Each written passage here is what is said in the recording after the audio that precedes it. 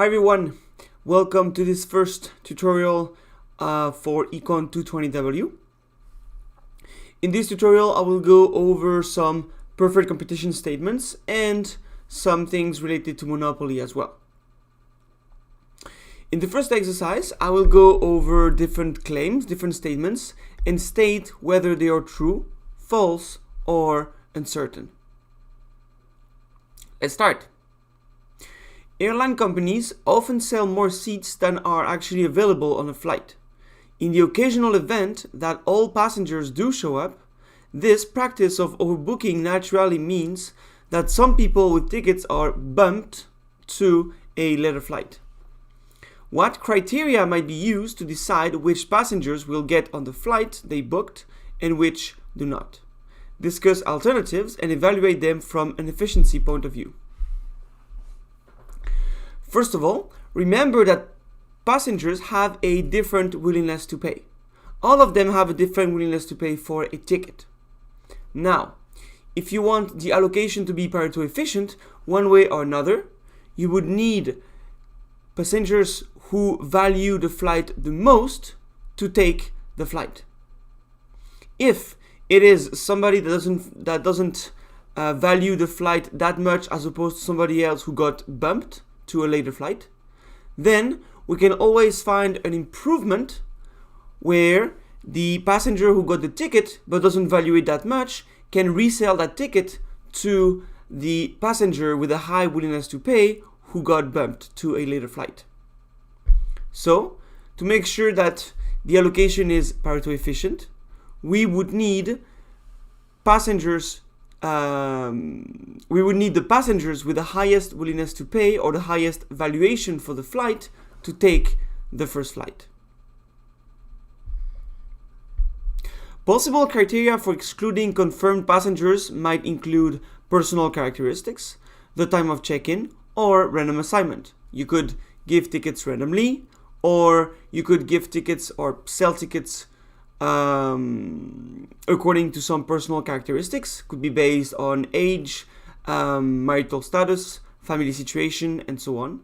Or it could be a first come, first served type of strategy by choosing who gets the flight based on the time of check-in. Of course, neither of these is likely to please the people affected. So to promote efficiency, it would be best if only the airline would dump passengers in order of their lowest willingness to pay or their lowest disutility from being excluded. That way, the people on the plane are the ones who value the flight the most. The problem here is that there is an asymmetry of information. The airline company does not know the passengers' willingnesses to pay. And it is pretty hard for the firm to learn about these willingnesses to pay, as there is no incentive for passengers to truthfully report their valuation for the flight. So asymmetric information a priori prevents an efficient solution here. Towards the end of the course, we are going to go through asymmetric information again, and we will see why and how it leads to a market failure. Instead of choosing who gets to fly, maybe you could decide who doesn't get to fly. So one way out of this dilemma is to practice of paying people not to take the flight. After all, everybody has a ticket, but there are too many tickets for the capacity of the plane. So what a company could do is, instead of choosing who gets to go on the plane, is to compensate the ones who are not going to go on the plane but that have a ticket. The idea is that the firm can ask how much people are willing to receive in order to give up on their ticket, or in order to give up on the flight. This can help because only those who stay are the ones for whom flying is worth more than the payment offered. The ones who absolutely need or want to fly will refuse the payment, while all the other ones who don't mind and don't value that flight that much might accept to not take this plane for a lower price. And then you can adjust the payment until the right number of people willingly give up their seat, and you get the exact number of passengers who want to take the plane, and that corresponds to the number of seats in the plane. This is some kind of an auction. The company could come to you while you wait for your flight and say, are you giving up on your flight if we offer you this? You could say yes or no. And then you can ask other people until they find the number of, until they find the exact number of people who accept to give up on their flight will be equal to the excess number of tickets. This way, the ones who are going to take the plane are the ones for whom the payment was not high enough because they value their own flight more than the payment. Note that a fixed payment risks too few or too many volunteers, and in the latter case, it does not ensure that the ones who are dumped value the flight least. So everybody should get a tailored payment until they can trim out all the excess passengers. Don't forget, every time you have to think about whether an allocation is Pareto efficient or not, try to see if from that allocation, this is the starting point, from that allocation, how can we make somebody better off without making somebody else worse off? If we can manage to do this one way or another, we have a better allocation, and so the current allocation is not Pareto efficient. If there is no way to make somebody better off without making somebody else worse off, then the current allocation will be Pareto efficient. And this is what we're going to see in the second statement as well. Think about the firm in a natural monopoly.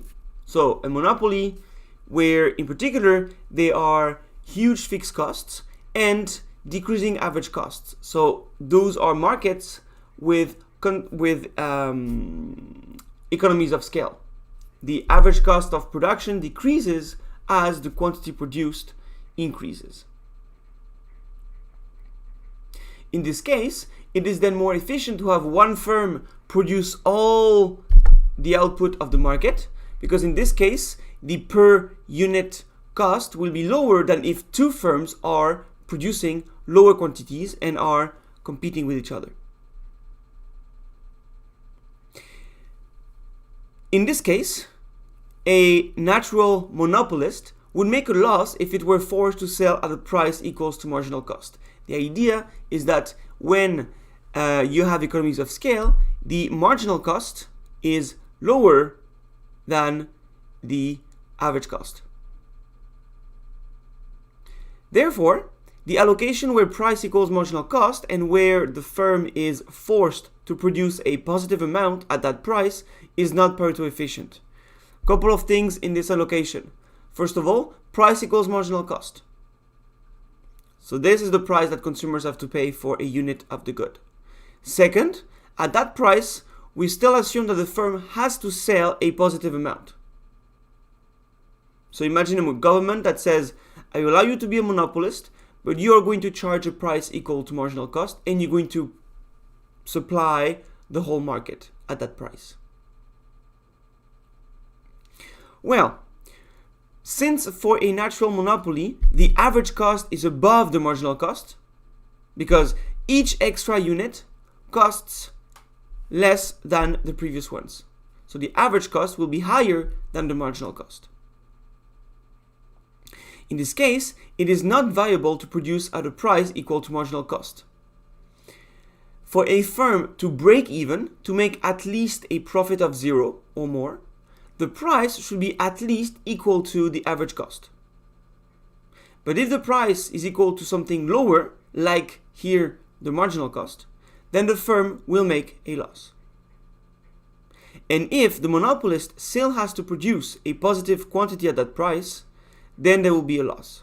But consumers will enjoy a positive consumer surplus, correct? So any allocation that would make the firm better off implies either a zero profit or a positive one. But anyway, it implies that the firm would have to sell the good at a higher price than marginal cost. If the price has to be higher than marginal cost, it means that the price is going to be higher for consumers, and consumers are going to be made worse off. So here, the only way to make one side better off is to make the other side worse off. Either the firm increases its prices, which makes consumers better off, consumers worse off, or to make consumers better off, the price would have to decrease, but that would make the monopolist worse off. So we cannot make any Pareto improvement. So the current allocation is Pareto efficient. The problem is, at that allocation, the firm is making a loss, so the firm will not last long.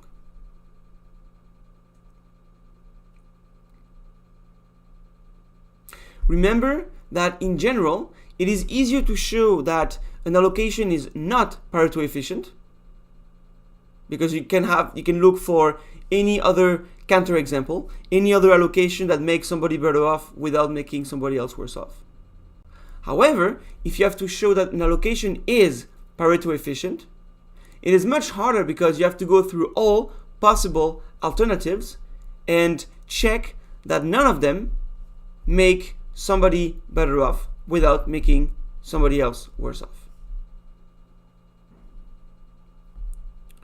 But here we were able to tell that any allocation that makes somebody better off will mean that somebody else will be made worse off. So the actual current allocation is Pareto efficient.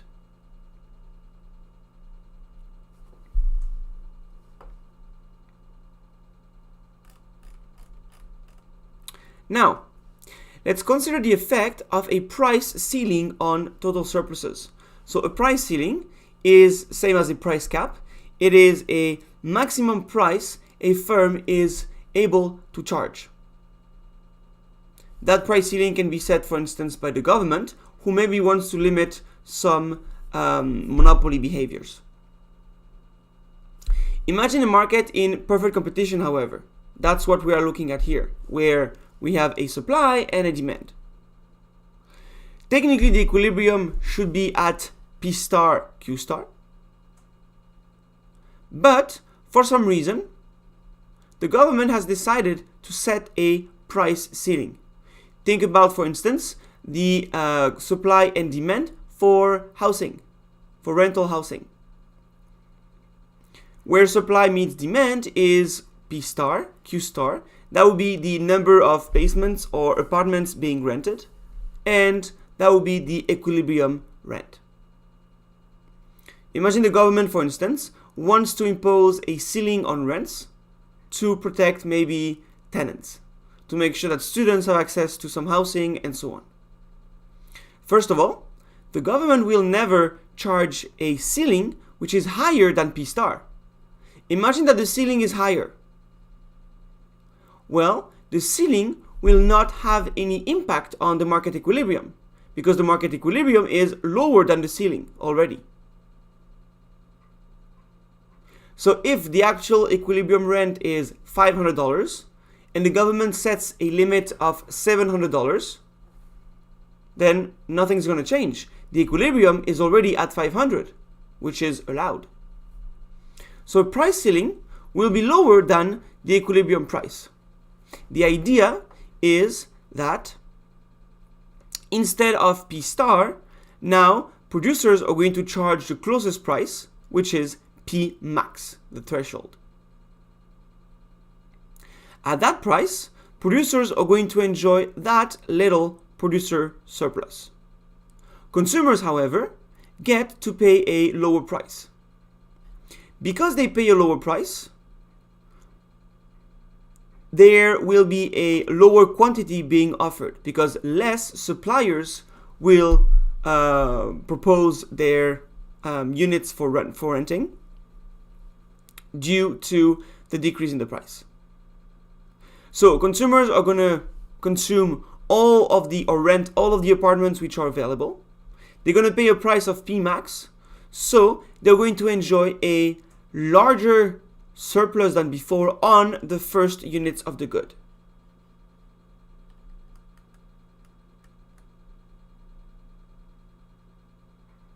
Now, obviously, producers are worse off. They lost some surplus on the way. What about consumers? On one hand, consumers started with this blue triangle that doesn't go lower than P star. Now, with the price ceiling, their surplus has shrunk to the left, but at the same time, it has expanded downwards. So, consumers lost this triangle here, this triangle here, but they also gained that big rectangle. So it is not guaranteed that consumers are better off. In this example, it looks like consumers are better off because this triangle here that they lost is smaller than the rectangle they won. But if the price ceiling was closer to P star, then maybe they would prefer P star. They would prefer to enjoy more units at a price of P star. Firms, of course, prefer no regulation.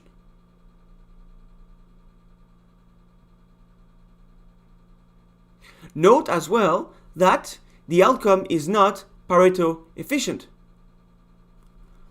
This will be the deadweight loss. This huge triangle here used to be shared between producers and consumers. Now it is not going to anybody. And in fact, you can see that all these units between Q max and Q star are units that consumers are willing to rent for a higher price than the rent at which producers are willing to rent those units. So all those units between Q max and Q star are units that could be rented by consumers, and that would make both consumers and producers better off. But that would mean that the price would have to be higher than P max, which is not allowed. There is only one price on the market. Here is going to be P max. Because for those units, firms are willing to rent them for a higher price than P max, because it is not allowed, those units will not be rented. And this is why we lose this surplus.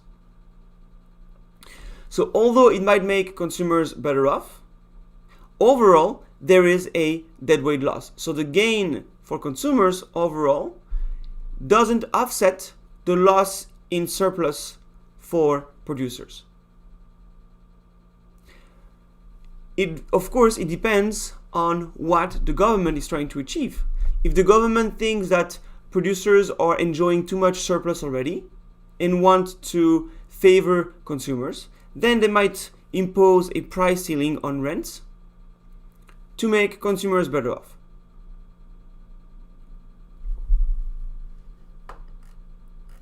What about a minimum price? Well, a minimum price is going to work the same way, but the other way around. First of all, the government has no incentive to set a minimum price which is below the equilibrium price, because in this case, nothing is going to happen. The equilibrium price will stay the same. The minimum price should be set above P star to have an impact on the market. Now, if the price here is set at P min, then consumers are going to have a lower consumer surplus than before, and they will only consume a quantity equal to Q min. Producers get to sell the good for a higher price than before, so they enjoy a higher surplus on each unit they sell. However, they do not sell as many units as before. So consumers are worse off because they have to pay a higher price than before for the good, so they consume less. Producers can charge that price, which is very nice for them. Although they sell less units, their surplus might increase. Here it looks like they are actually better off because the gain is equal to this red rectangle and the loss is equal to this triangle. The area of the triangle looks lower, smaller than the area of the rectangle here.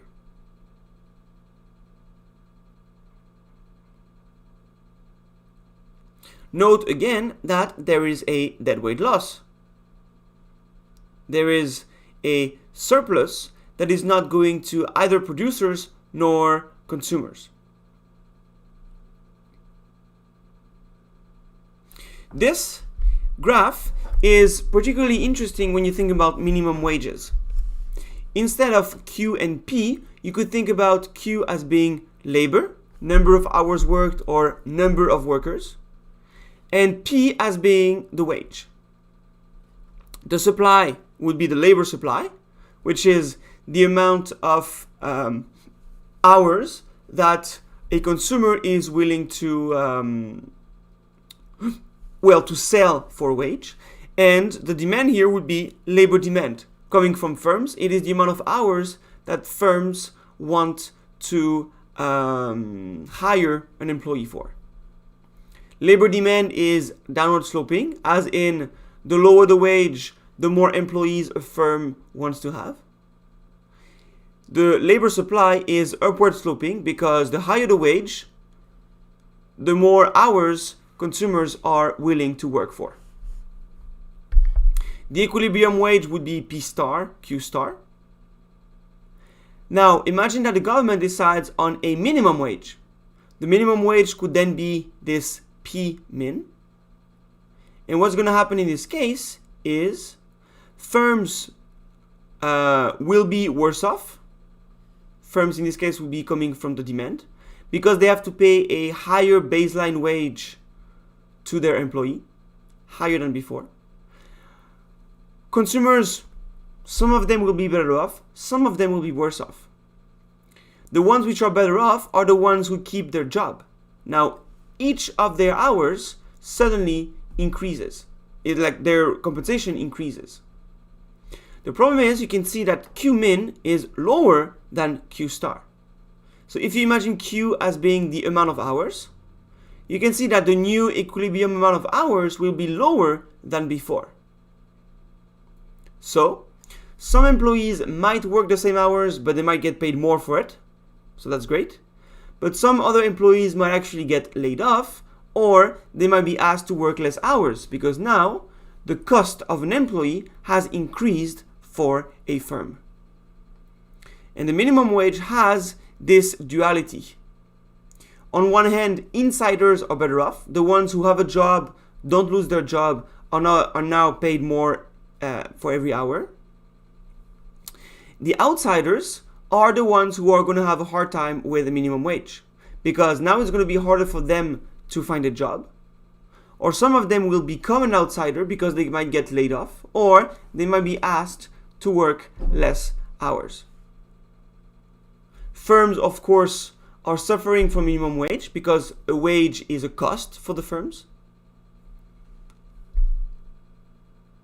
So the net effect is not really obvious. Some of them are better off, some of them are worse off.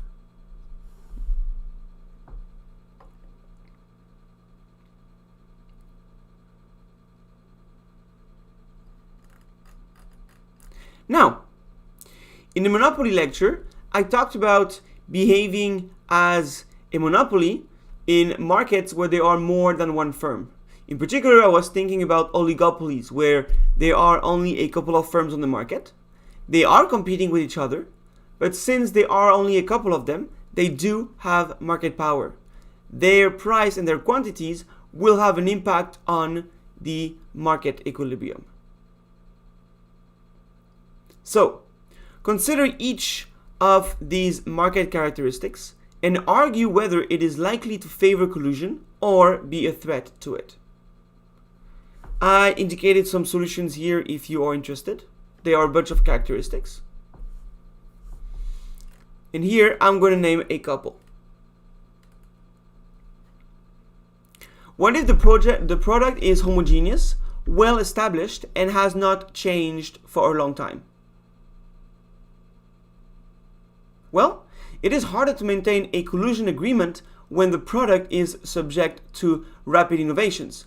After all, if there is a new product out there, a firm might come with a new innovation next year or a modification of it. If the product is subject to rapid transformations, firms might not have an incentive to cooperate with each other because they're constantly coming up with a more competitive product.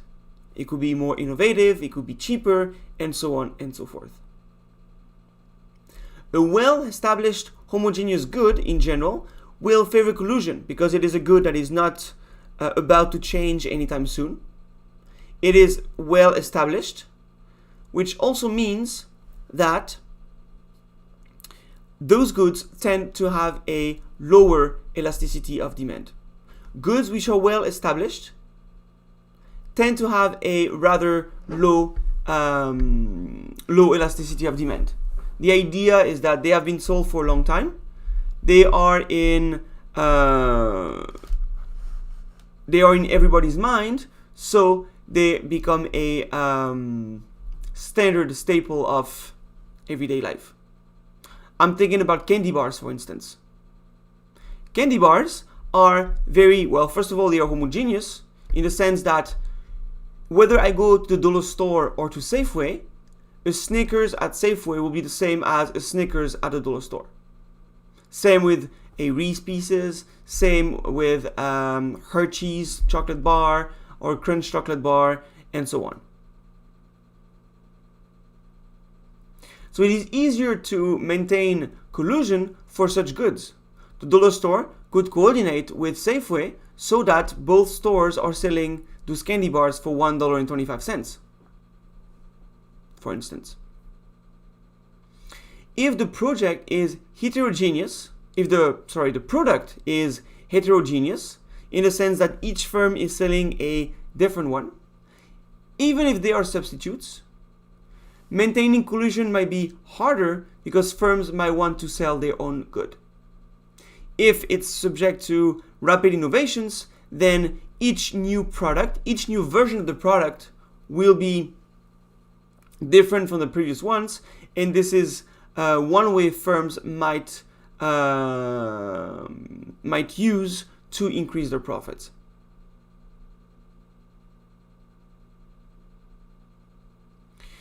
What about few or no close substitutes?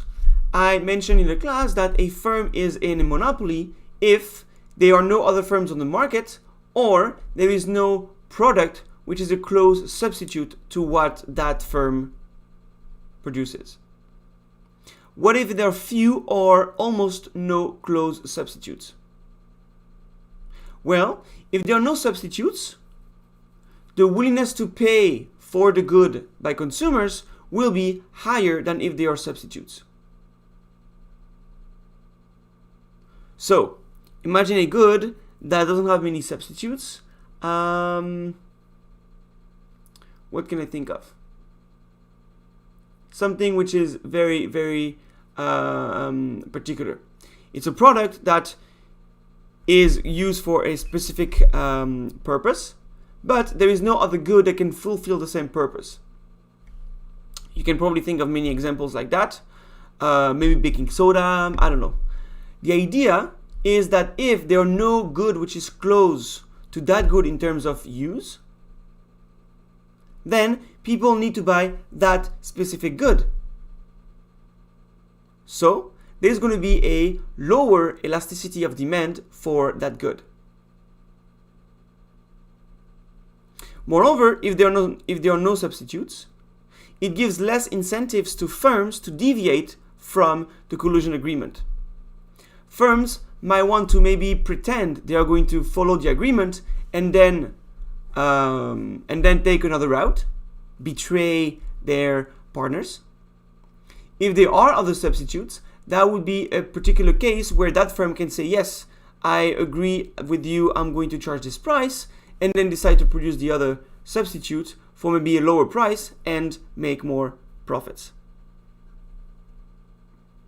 Think about Pepsi Cola and Coca-Cola. Those two goods are very close substitutes. Chances are that Pepsi Cola and Coca-Cola are not cooperating with each other, but rather they are competing with each other. Both goods have a particular demand. Some people only swear by Pepsi Cola. Some people only swear by Coca-Cola. But if the price of one of the goods is too high, many consumers will just go to the other good. So chances are that Pepsi Cola could say, yes, I agree, I'm going to charge those prices. After all, our goods are pretty much the same. But then the next day, Pepsi Cola might betray Coca-Cola by charging a lower price on its bottles. This way, even though there will be a fixed proportion of people buying Coca-Cola, the fans, the aficionados, a bunch of other people might switch to Pepsi Cola because now it is cheaper.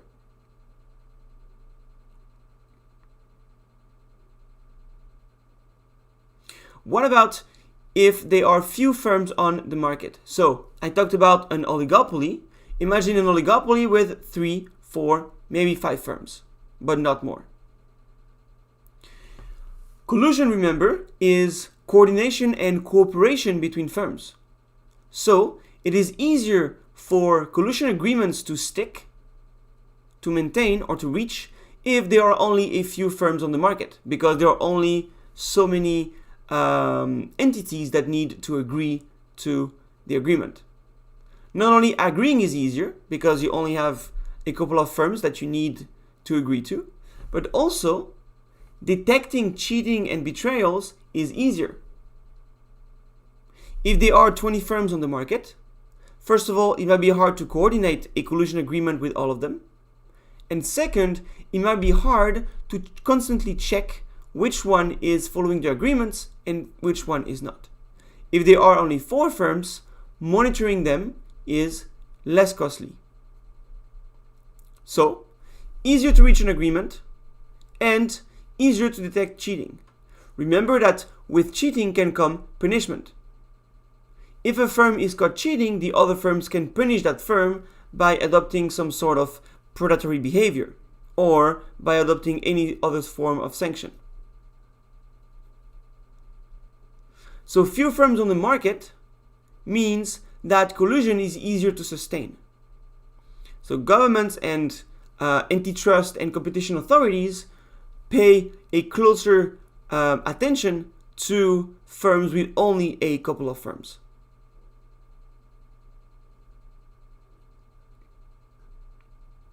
What if firms have or experience different costs? If firms have different costs, it means that one firm at least is going to be more efficient than another firm. So it is harder for firms to coordinate on a price. They might all decide on a monopoly price, sure, but then a more efficient firm might just propose a price which is maybe $1 cheaper or maybe 50 cents cheaper, get way more of the demand, and since that firm's costs are low, this firm will make more profit. Firms which are efficient, which have low costs, can adopt a predatory behavior. They can charge low prices temporarily to drive the competitors out of the market so that it ends up being in a monopoly.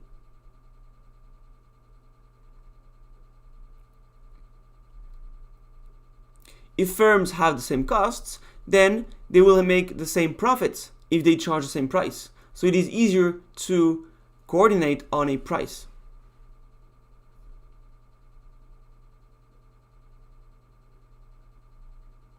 Finally, potential entry to the market. This is one of the conditions of perfect competition, that there are no barriers to entry or exit to a market or from a market. So if new firms can enter the market easily, they might behave competitively and threaten a collusion agreement in place by the incumbents, the well-established firms. If firms are making positive profits in an industry, other firms from outside the industry might decide to enter the market to get a share of the pie. But if entry is easy, chances are many firms are going to enter the market. There will be more competition. There are going to be more firms. So it's going to be harder to maintain or to decide on an agreement.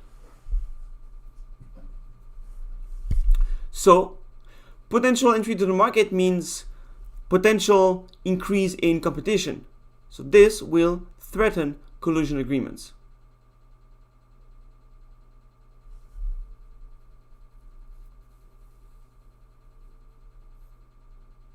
So, let's sum up. We saw in the first lecture that the market equilibrium is Pareto efficient as long as we have perfect competition, no externalities, and no public goods. Perfect competition includes 5 different conditions. Firms and consumers have no market power because they're too small to influence the market. Information is perfect in the sense that it is available for free and instantaneously and for everybody. The product is homogeneous, so the only way for a firm to sell more than another firm would be through a lower price. No entry or exit to or from the market. No barriers, to entry or exit from the market, so that firms can come and go as they please if they see that profits are good or not. And finally, inputs are perfectly mobile, in the sense that if a firm needs to increase its production scale, hire more employees, and maybe invest in some equipment, then it can do so in a relatively easy fashion. In this case, the market equilibrium outcome is Pareto efficient, in the sense that there is no other allocation, no other outcome that can make somebody better off without making somebody else worse off. Total surplus is also maximized. There is no money left on the table.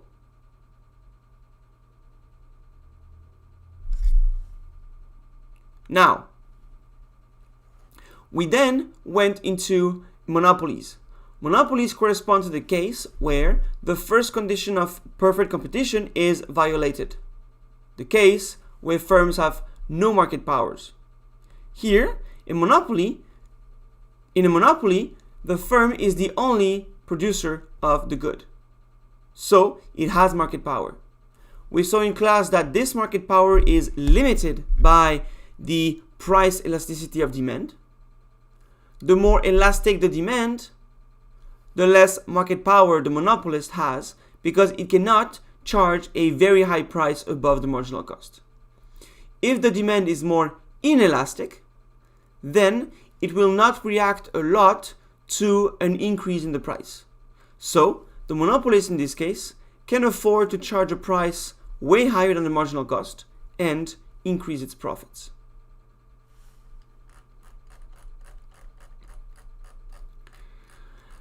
I mentioned that the market equilibrium is Pareto efficient. This also means that any form of regulation in this case will lead to some inefficiencies. And this is what we saw with a price ceiling and a price floor or a minimum price.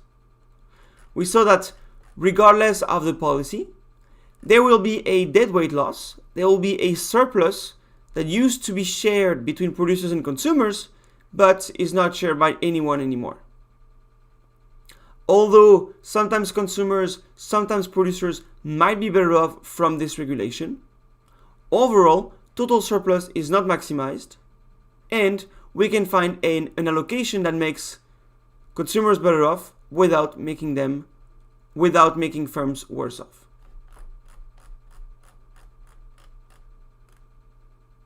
Regulation exists, however, because governments are not only interested in efficiency. They also care about equity. I talked about minimum wages, for instance. Minimum wages were used to ensure that workers can get a relatively high or a minimum standard of living.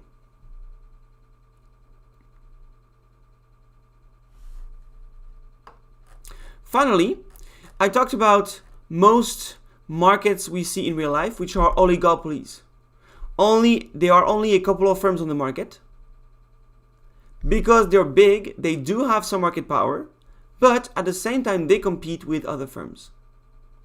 Sometimes those firms have incentives to cooperate and behave like a monopolist.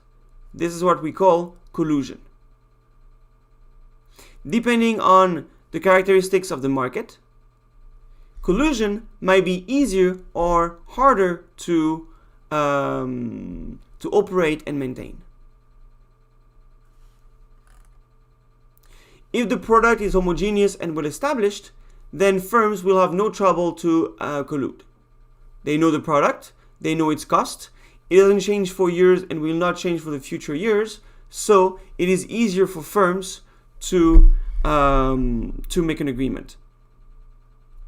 If on the other hand the good is not homogeneous and is subject to rapid transformations, then firms always have an incentive to step up their game and produce and propose an updated version of the good.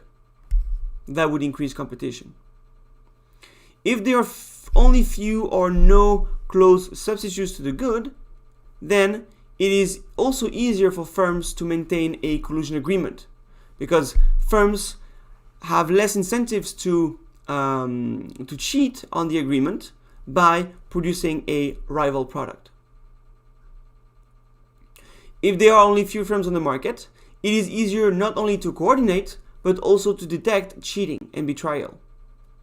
So, in general, collusion is easier in markets with a small number of firms. If those firms have different costs, however, it might be harder for them to coordinate on a single price, and more efficient firms might want to propose very low prices, just the time for those less efficient firms to leave the market because they don't make any profits anymore. Finally, I talked about potential entry to the market. If there are no barriers to entry, then firms can come and they can go if there are no barriers to exit as they please. If they see that there are some profits being made, they're going to get in. If they're not making any profits anymore, they might switch to another industry. The fact that firms can come and go as they please will make collusion agreements harder, first of all, to make and operate, because there is more movement of firms, and this will also increase competition, making collusion more difficult. That's it for this first tutorial. I'll see you guys in the next about price discrimination. Have a good rest of your week and see you in the next one. Bye.